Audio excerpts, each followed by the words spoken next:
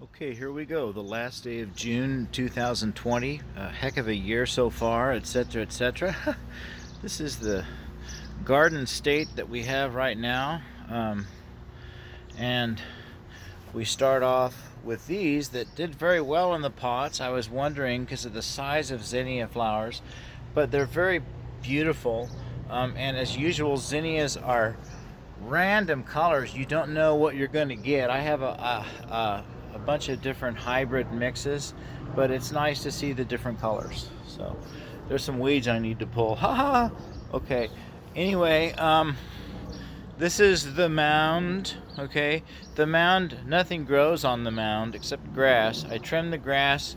We just have a little castle diorama there. It looks cool at night. Okay, but anyway, we go over here to the beets. The beets will be a feature of this video because they will be gone this afternoon because they're ready to harvest. Look at that. Right there, see? Look at that beet right there.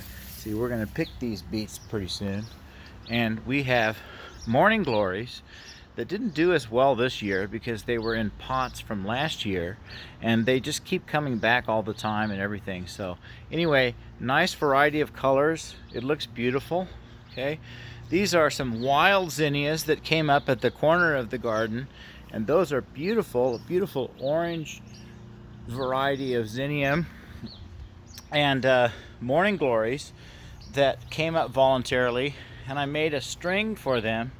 And so they did what they do, and they climb, and that pans back to the full garden scene, okay, which is beautiful with the spots of flowers, and there's lots of butterflies and different insects that visit the garden because of the flowers as well. This is one of my Cherokee purple plants. I have them all tied up with my string rig here. Okay, and there's my yellow tomato plant. Very unusual plant.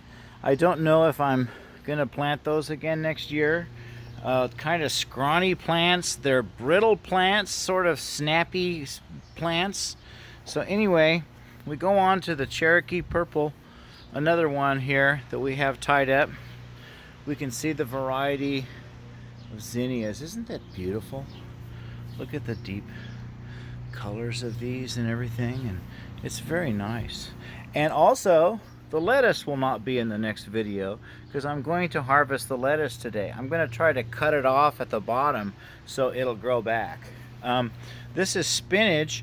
I usually will have more of these plants. Okay, however, this one survived. It's real hard to get these things, this particular variety of like a broadleaf spinach, to it's hard to grow. They plant and they don't come up.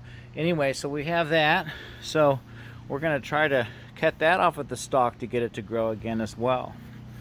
The rest of the stuff is in pots for the most part. We have tomatoes, a Cherokee purple tomato plant, and these were really small and didn't know if they would survive, and I transplanted them all and they did well.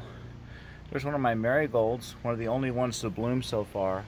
Nice plants. These are roses, miniature roses. They're not blooming though now. Another Cherokee purple tomato plant held up with rigs over the fence there.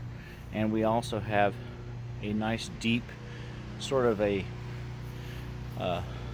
fluorescent type of color flower, and marigolds, etc. Tomatoes to the sunflowers. And the sunflowers are fantastic and are growing tall. They're getting ready to have flowers at the top pretty soon. There's also zinnias here interspersed, and this massive, massive pyramid of morning glories. Try to get that whole thing more. But anyway, that's my sunflowers for next year. Since this is where the sun rises and this is where the sun sets, I'm going to have sunflowers in this corner. So in the evening, they're facing this direction. Anyway, thank you for watching the video, and happy gardening.